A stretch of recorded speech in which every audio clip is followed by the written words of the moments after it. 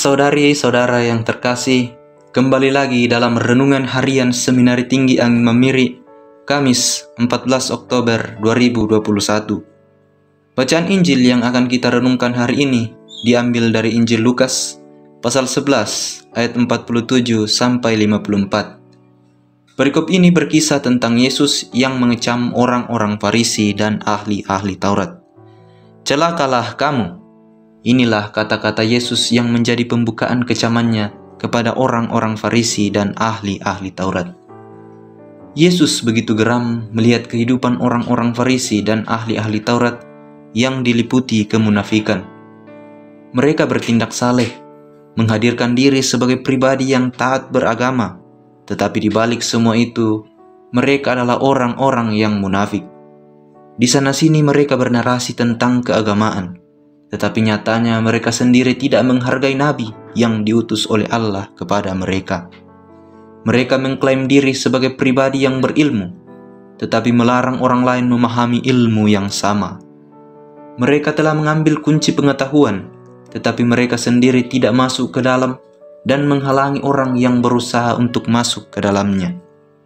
Saudari-saudara yang terkasih, tentu hari ini kita tidak dipanggil untuk seperti orang-orang Farisi dan ahli-ahli Taurat. Kecaman Yesus sebelumnya cukuplah menggambarkan bahwa pribadi-pribadi seperti orang-orang Farisi dan ahli-ahli Taurat ini bukanlah pribadi yang perlu dicontoh. Sebaliknya, yang perlu dicontoh adalah Yesus. Dia adalah seorang yang pemberani, karena berani mengkritik, bahkan mengecam kemunafikan orang-orang Farisi dan ahli-ahli Taurat. Tentu ini bukanlah kecaman semu bagai petir di siang bolong. Dalam pengajarannya, Yesus kerap kali menyinggung kehidupan orang-orang Farisi dan ahli-ahli Taurat yang kadang tidak sejalan dengan ajaran iman kitab Taurat. Ketika Yesus sudah mengecam kecenderungan orang-orang Farisi dan ahli-ahli Taurat, lantas apa yang perlu dilakukan? Apakah kita akan menghindari jabatan-jabatan penting dalam masyarakat dan agama? Atau menjadi pribadi yang pasif, tak peduli dengan ketimpangan politik, agama, dan dunia? Saudari-saudara yang terkasih, berhenti berpolitik bukanlah jalan terbaik untuk menghindari kecaman dari sesama manusia. Berpolitik praktis juga bagian dari pewartaan gereja sebagai bentuk keterlibatan aktif di tengah-tengah dunia ini.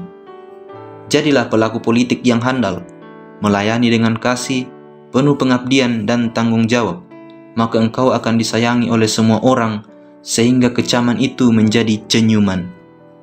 Selaraskan kata dan tindakan sehingga tak ada yang mencibir di belakang.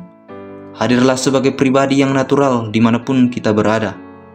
Marilah kita sungguh-sungguh sadar akan identitas kita sebagai umat Katolik yang sejati, sehingga kita tidak mendapat kecaman "celakalah kamu" dalam hidup ini.